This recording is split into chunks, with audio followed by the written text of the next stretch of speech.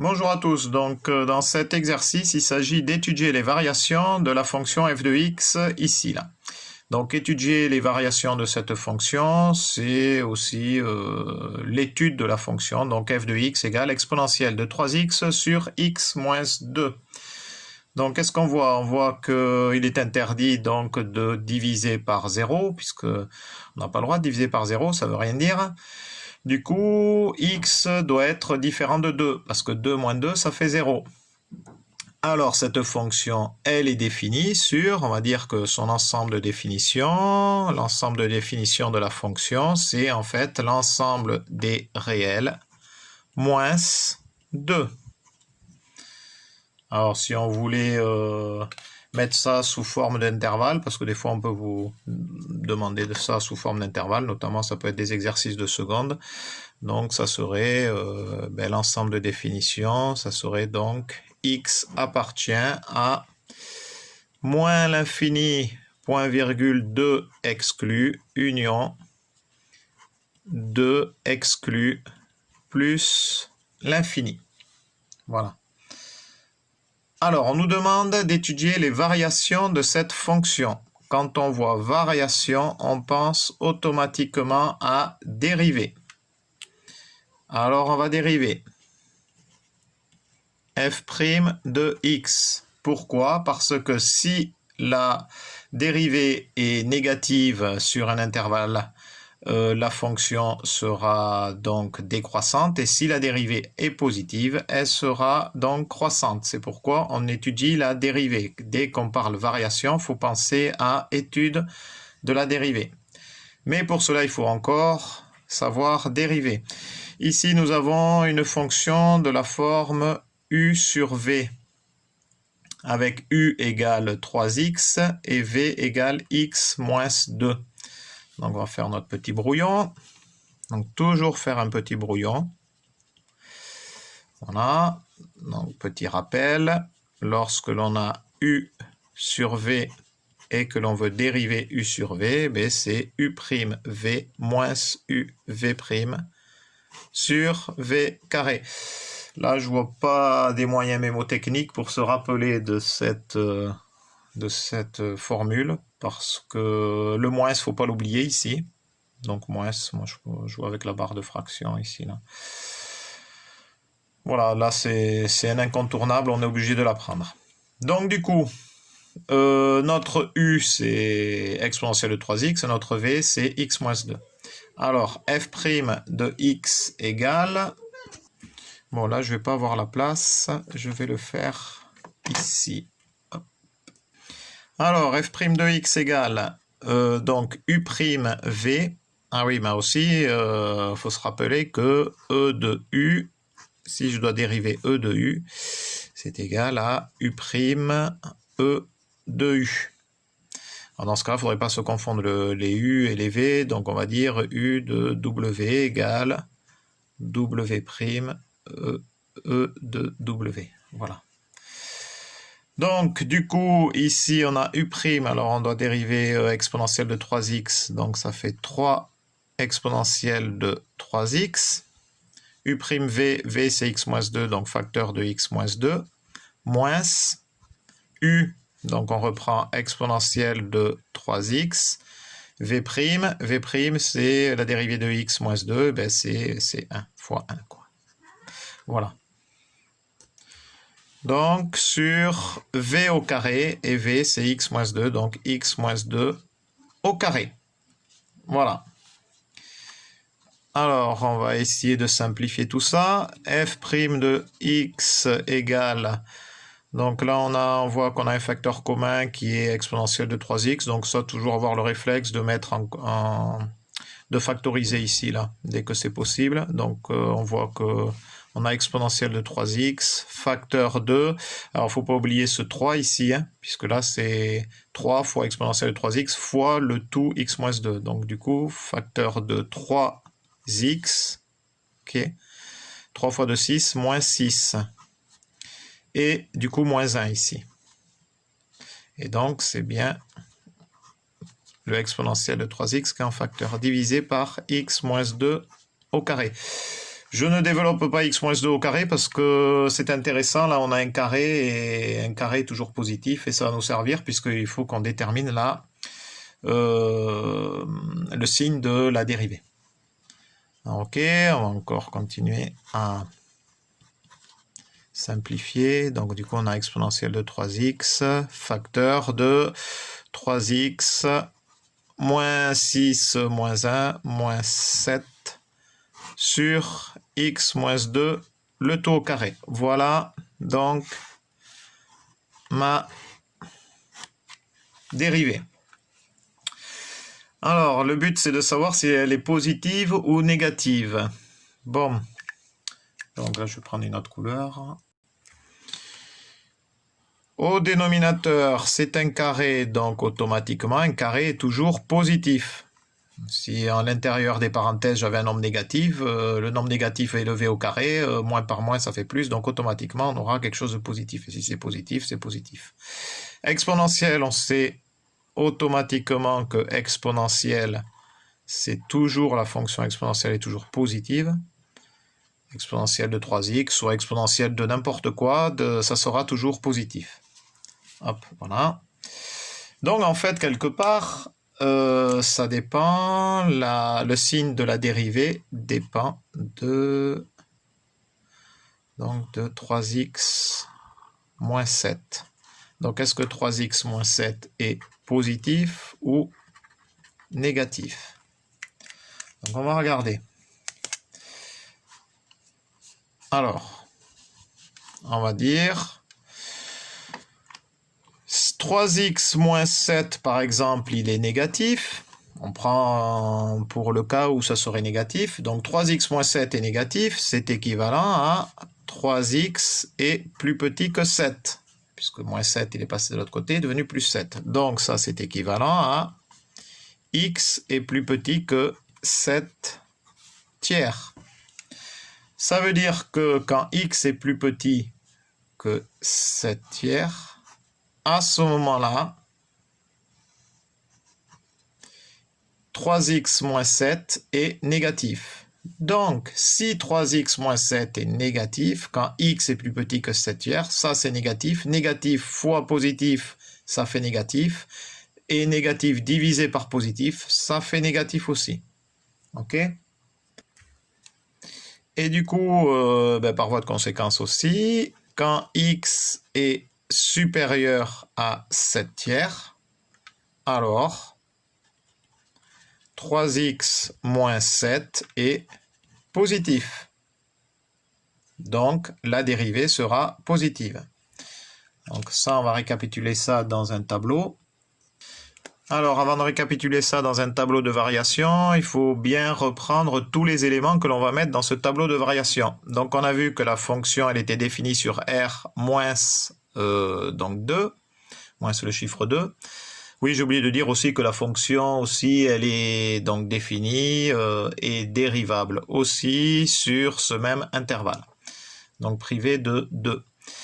On voit aussi qu'on a donc le nombre 7 tiers qu'il faudra prendre en compte dans le tableau de variation. C'est-à-dire dans le tableau de variation, il faudra qu'on trouve le 2, puisqu'il sera exclu, il faudra l'exclure. Et le 7 tiers, puisque c'est à partir de x égale 7 tiers que donc la variation, que donc la fonction elle sera croissante ou décroissante. Voilà, qu'elle va changer donc qu'elle va monter ou descendre. Alors, donc voilà, qu'est-ce qu'on oublie? Oui, et puis là, on a donc l'ensemble des réels. Donc, quand on a l'ensemble des réels, eh bien, il va falloir étudier en moins l'infini et plus l'infini. Voilà. Donc là, on n'a rien oublié au niveau de notre tableau de variation. Il faudra qu'au niveau des valeurs de x, on ait bien moins l'infini, plus l'infini, 2 et 7 tiers. Alors voilà, j'ai mon moins l'infini plus l'infini. J'oublie pas, donc j'avais le 2 et j'avais le 7 tiers. Alors évidemment, il faut les mettre dans l'ordre. Hein. 7 tiers, c'est 2,33, etc. Donc il est plus grand que 2, donc on est bien ici, on est bien en valeur croissante. Alors, on met notre dérivée. f' de x Donc f' de x, hop, je trace un trait. On a vu que la dérivée n'est pas définie pour x égale 2, donc je l'exclus, c'est pour ça que je mets 2 barres. Donc cette dérivée, elle s'annule en 7 tiers. Oui, je ne vous l'ai pas dit qu'elle s'annulait en 7 tiers, mais automatiquement, si je fais, donc ici, là, je reprends ma feuille ici, là. Donc 3x moins 7, si c'est égal à 0, 3x moins 7, enfin 3x moins 7 égale 0 pour x égale 7 tiers. Donc si x égale 7 tiers, tout ça c'est égal à 0. 0 multiplié par exponentielle de 3x, eh bien, ça fait 0. Et donc 0 divisé par n'importe quoi, ça fera 0. Donc la dérivée s'annule bien pour x égale 7 tiers. Voilà, c'est pourquoi je mets 7 tiers ici. Et là, automatiquement, je mets un trait, puisque c'est à partir de là que la fonction elle va donc changer de variation. Alors, qu'est-ce qu'on a vu? On a vu donc en dessous, pour x plus petit que 7 tiers, la dérivée est négative. Elle est négative, parce que si ça c'est négatif, tout ça sera négatif, puisque ça c'est positif. D'accord? Donc en dessous de 7 tiers, elle est négative. Donc là, moins, moins. Et au-dessus, elle est positive, on a vu aussi. Alors maintenant, je vais reporter pour la conséquence, enfin c'est pas la conséquence, c'est du coup, cela veut dire que la fonction f de x, elle est décroissante, de moins l'infini à 2 exclus. Elle est aussi décroissante de 2 exclus à 7 tiers et elle est croissante de 7 tiers à plus l'infini. Eh bien, si on nous demande l'étude de variation, si la question toute simple c'était d'étudier la variation de la fonction f de x, eh bien voilà, on l'a étudié. Voilà, c'est fait. Alors, en toute logique, si on nous demande maintenant le tableau de variation, si c'était bel et bien précisé le tableau de variation, bien évidemment, ce tableau est incomplet. Pourquoi il est incomplet? Parce que là, il faudrait donner des valeurs ici. Ça veut dire que là, il faut, mais là, la vidéo va être trop longue, là, il faut étudier la limite en moins l'infini, la limite en 2 inférieure à 2, la limite en 2 supérieure à 2. Ici, là, par contre, là, ici, c'est simple, c'est f de 7 tiers. Et ici, il faudrait étudier la limite quand x tend vers plus l'infini. Voilà.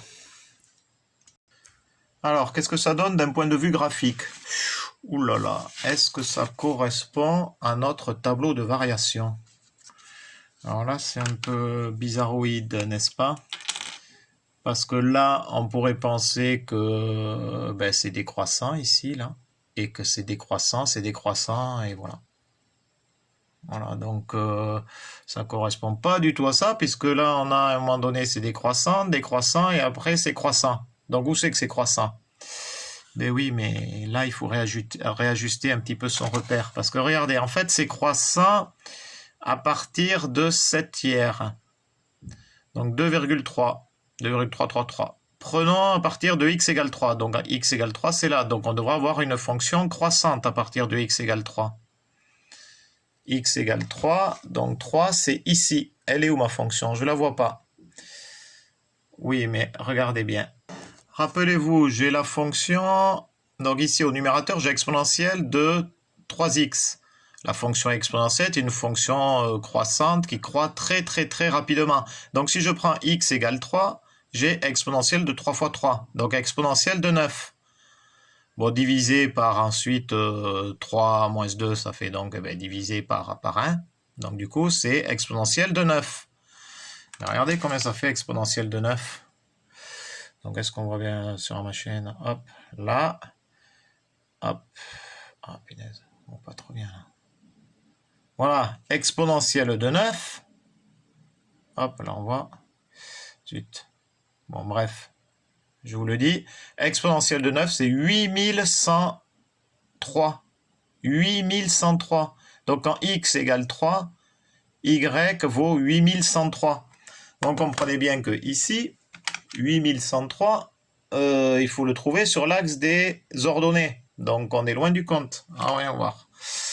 Alors on va essayer d'ajuster un peu tout ça. Hop.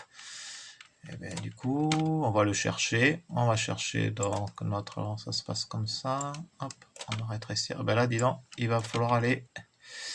Hop, je vais essayer de faire comme ça pour aller plus vite. Voilà, on est à 1500 là, on voit toujours pas normal. Ah, et bien voilà. Hop, voilà. Ici, donc notre x égale 3, là on serait à 8000 ici. Je vais mettre la petite flèche pour qu'on voit bien. 8000 là, ici. Donc voilà, là cette fois on a bel et bien la fonction, on la voit un peu mieux. Après notre x égale 2. Vous voyez qu'elle n'est pas définie en x égale 2. Hein. Ici on a bien une asymptote ici. Une asymptote verticale. X égale 2. Elle n'est pas définie. Et là, effectivement, si je regarde mon tableau de variation, ah là, ça correspond beaucoup mieux. Ici, donc, c'est décroissant. Là, ici, c'est décroissant. Avant 2, donc là, c'est décroissant. Ici, donc, avant 2, c'est décroissant. Et après 2,333, après 7 tiers, c'est croissant. Donc, on le voit ici. Donc, cette partie-là,